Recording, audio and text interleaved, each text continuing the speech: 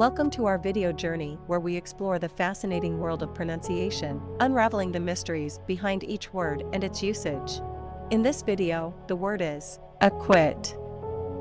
Acquit. Acquit. Acquit is a verb that means to declare someone not guilty in a legal proceeding, typically a court of law.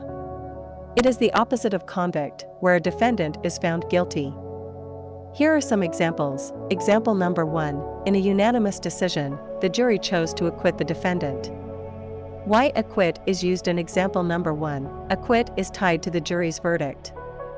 Example number 2. The jury decided to acquit the defendant due to a lack of evidence.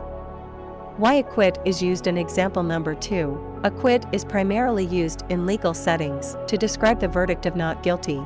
Stay tuned for more linguistic wonders and join us in unlocking the magic of language. Thanks for watching, and until next time, keep speaking, writing, and embracing the beauty of words.